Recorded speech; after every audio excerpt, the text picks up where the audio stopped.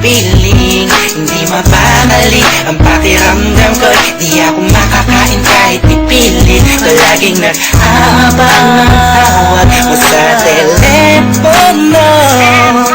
Tahimik lang ako kahit nakinukutya ako ng mga kaibigan mo.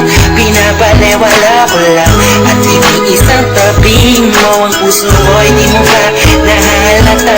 Ika'y nakakasakit sa sobrang nakakaiyak, nakakainis, nakakabaliw na to.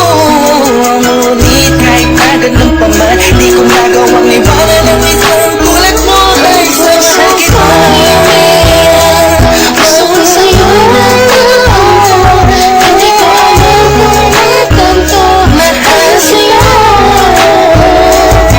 Ibigin kahit di ko sadya, kahit masakit may ayos ko lang. Dahil mas nangingiba pa ang pagmamahal ko sa'yo.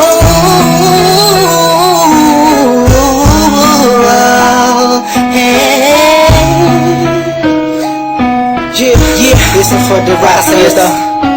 Ika'y palaging inaabangan pag galing ka sa work. Kung handa kong gawin ang lahat para ng relasyon natin mag-work. Kung madami na itong mga circumstances na dadaanan natin, di ko mahayaan ang mga simpleng bagay lang ang makakahadlang sa atin. Makasabra ako sa mga sinabi mo at mga pinangako mo sa akin nung una. Tayong dalawa magibagkasindahan, sabi mo sa akin di mo ako na magagawa na mapaluwa. Aking mata na ngayon dahil sa'yo ay palagi namumulto. Pinihag ko ang puso ko, sa'yo ay tuluyan ang hulog to. Kaya kahit na nakita mo ba ako, bakit ba? Wala ko pa kaya naman ang sabihin nila. Makakita sa akin niya lang mga siyang mahalaga. Iba talaga, ikaw na umiibig ka ng lubusan. Sadyang ika'y mauubusan. Para sa sarili mo, pinigay mo na lahat pinagpuwisan. Nangilan sinagabisyo mo ang pagkatao at kaluluwa. Hirap huminga, pero wala yan diba? Di na sana ay maiba ang ihip na hangin at di kay magsawa na sa pananakit mo. Sa kantang to, damdamin ko, sana ay mabatid mo. Ang puso ko'y umiiyak, ang gusto ko sa'yo'y